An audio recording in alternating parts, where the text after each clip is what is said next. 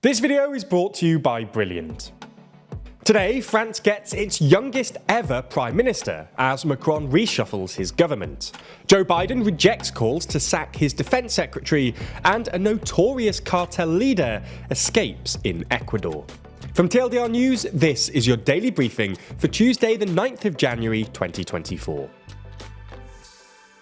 On Monday afternoon, French President Emmanuel Macron kicked off a long-awaited government reshuffle by announcing the resignation of his Prime Minister and Head of Government, Elisabeth Borne.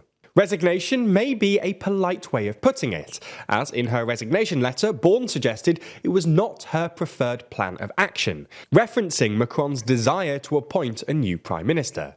On Tuesday, after a long delay, perhaps suggesting a lot of behind-the-scenes manoeuvring, Gabriel Attal was named as France's new Prime Minister. At just 34 years old, Attal will be France's youngest ever Prime Minister, and also its first openly gay one.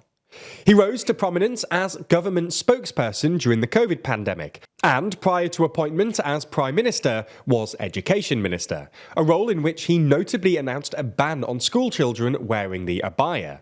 He's a close ally of Emmanuel Macron, ranks as one of the country's most popular politicians, and his appointment will fuel speculation that he could be a top contender to succeed President Macron when his term ends in 2027.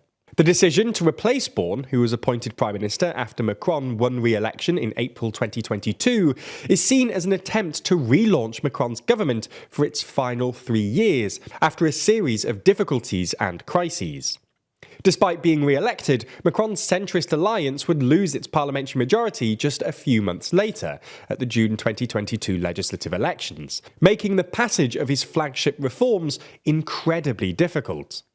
As Prime Minister, Borne used Constitutional Article 49.3 to force the unpopular pension reform through Parliament without a vote last year, and the government's controversial immigration bill only passed after lots of wrangling with right-wing and far-right lawmakers who eventually supported it. Ultimately, this weakened Borne's position, and from that point it seemed like her eventual departure was inevitable.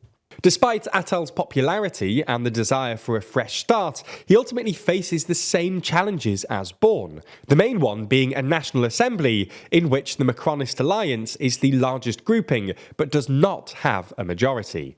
As for the reaction of opposition parties, in response to Attal's nomination, Socialist Party leader Olivier Faure called Attal a great communicator but a minister without a track record, occupying ministries for 5 or 6 months before moving on. Meanwhile, Jean-Luc Mélenchon said the office of Prime Minister is disappearing, suggesting that Attal will simply act as a spokesperson for President Macron. There's more on the way, but be sure to subscribe and ring the bell to make the daily briefing part of your daily routine, or just search for us on your podcast app to listen along. Loose bolts have been discovered on a number of Boeing 737 MAX 9s during inspection by airlines, ordered after part of the fuselage fell off a plane during an Alaska Airlines flight last week. The incident, which fortunately ended with a safe landing back in Oregon, prompted the US Federal Aviation Administration, or FAA, to ground 171 of the same planes, the Boeing 737 MAX 9s.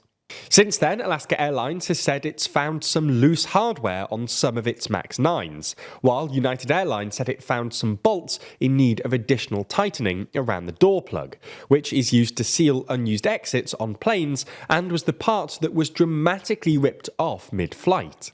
The 27-kilogram door plug fell and eventually landed in an Oregon teacher's backyard.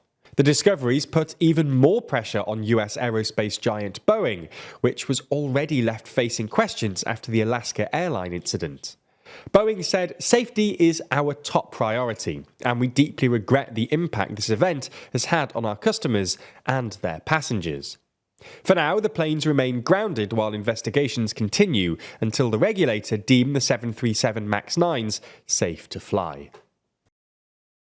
US President Joe Biden has rejected calls to sack his Secretary of Defense Lloyd Austin, after it emerged that Austin had been hospitalized for days without informing the White House or the public.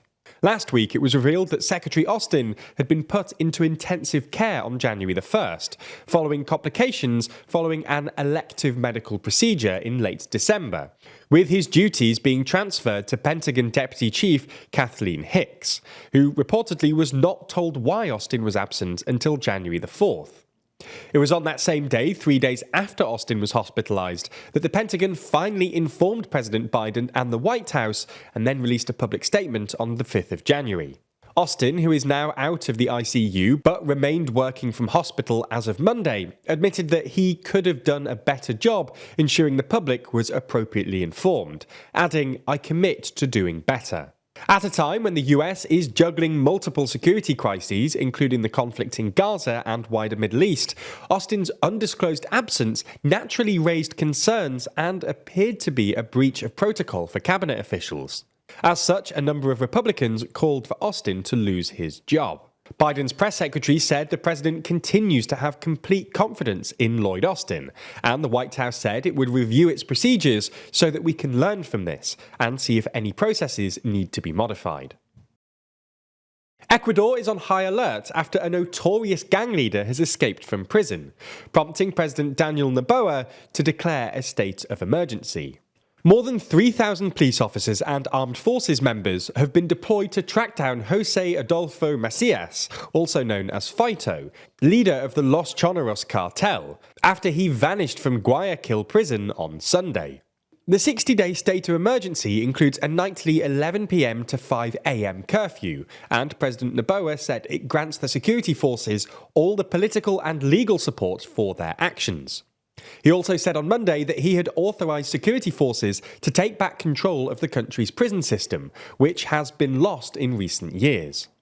Fito was sentenced back in 2011 to 34 years in prison for crimes including murder and drug trafficking, and his escape comes as Ecuador continues to struggle with a security crisis that's seen the country go from one of the region's safest to one of its most deadly.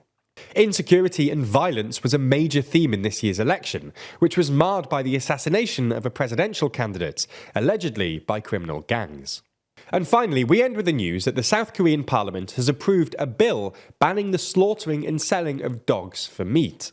The centuries-old practice has already become increasingly rare, with younger people in particular turning away from it as they consider dogs more as pets than food, and are concerned about the welfare of dogs in dog farms. The legislation will take effect in 2027 and make it an offence to raise or slaughter dogs for consumption, as well as selling dog meat. Those slaughtering dogs could face up to 3 years in prison. Support for the ban has gained momentum under President Yoon Suk-yeol and his wife, who vocally opposes the practice, and the bill was passed overwhelmingly in Parliament on Tuesday. As we step into 2024, many of us are contemplating our New Year's resolutions, always looking to improve ourselves and learn more about the world around us. And while our content is always a good starting point, a lot of stuff we talk about can seem pretty complicated, especially when we dive into analytics and detailed data. But luckily, there's a fun and easy way to learn more, which also doesn't cost thousands of dollars or take years and years of schooling. That's because Brilliant is the best way to learn maths, data science, and computer science interactively. And the good thing is, it doesn't take long to learn either. These complex topics are broken down into small but accessible chunks, designed around your busy schedule. Even just a few minutes a day can help you with accumulating new knowledge over time in a fun and engaging way. As time goes on, you'll also get used to that empowering feeling of learning too, because Brilliant isn't just about memorization and lectures. Brilliant teaches you by doing, using active learning techniques to teach you the principles behind otherwise quite complex subjects, and ensuring you actually understand what's going on. So whether you want to brush up on your basic math skills, improve your employment prospects, or just have another New Year's resolution for 2024, you can check out everything Brilliant has to offer free for a full 30 days by going to brilliant.org/TLDR. Plus, the first 200 of you will get 20% off Brilliant's annual premium subscription. Thanks for your support.